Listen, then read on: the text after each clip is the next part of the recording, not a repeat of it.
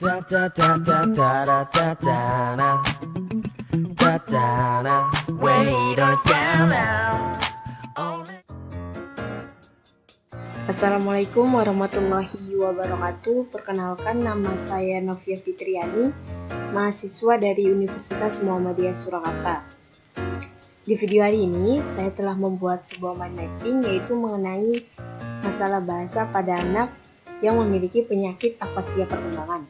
Di mana mind mapping ini memiliki poin-poin yang saya bahas, yaitu yang pertama adalah definisi bahasa, yang kedua definisi afasia perkembangan, yang ketiga ada faktor penyebab terjadinya penyakit afasia perkembangan, yang keempat adalah karakteristik atau ciri-ciri anak yang memiliki penyakit afasia perkembangan, dan yang terakhir adalah sikap kita sebagai guru atau orang tua dan teman untuk menghadapi anak yang memiliki masalah bahasa. Langsung saja, yang pertama adalah definisi bahasa. Bahasa adalah alat komunikasi yang digunakan untuk bersosialisasi atau berinteraksi dengan seseorang di lingkungan sekitar kita. Pada dasarnya, bahasa yang dimiliki anak ini merupakan hasil belajar dari lingkungannya, baik itu di lingkungan rumah ataupun di lingkungan sekolah. Secara umum,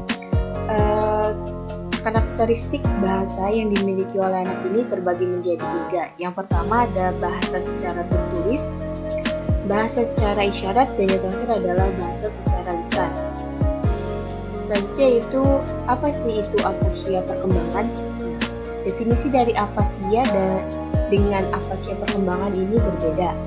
Menurut Dharma Perwira pada tahun 1993, afasia merupakan gangguan bahasa yang dialami oleh orang tua atau orang-orang yang sudah lanjut usia, di mana gangguan bahasa ini diperoleh atau disebabkan oleh cedera otak dan ditandai oleh gangguan pemahaman serta gangguan pengutaraan bahasa secara tertulis ataupun secara lisan. Sedangkan afasia perkembangan ini yaitu gangguan pemahaman dan pengutaraan bahasa pada anak secara reseptif dan ekspresif, khususnya verbal akibat adanya kelainan atau cedera otak. Apa saja sih faktor penyebab terjadinya afasia perkembangan ini? Nah, faktor ini terbagi menjadi tiga, yaitu yang pertama adalah faktor genetik atau keturunan, di mana pada saat dalam kandungan ini janin atau bayi selalu bergantung kepada ibunya, dimulai dari supli makanan ataupun darah yang ia dapatkan dari pembuluh darah ibunya.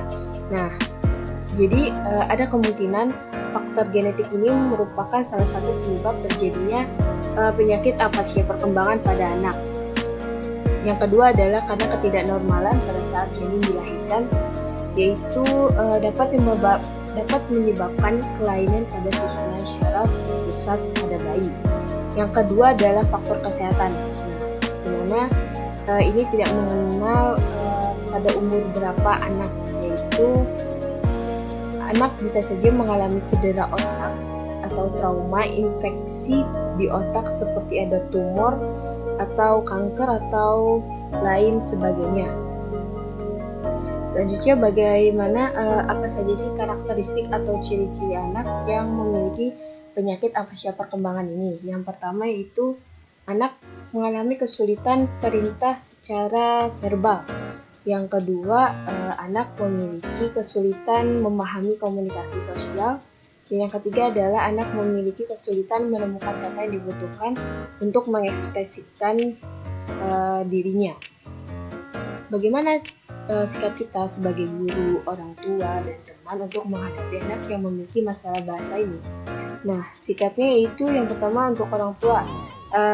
Kita harus lebih sering memberikan perhatian penuh kepada anak pada saat berbicara. Yang kedua yaitu kita melakukan pengupayaan komunikasi secara rutin di setiap hari, di mana saja dan kapan saja kepada anak. Lalu bagaimana dengan guru? Guru yaitu dapat mengkoordinasi, yaitu guru dapat mengadakan situasi pembicaraan yang bisa dimengerti dan diikuti anak pada saat proses pembelajaran, mengkondisikan suasana belajar dan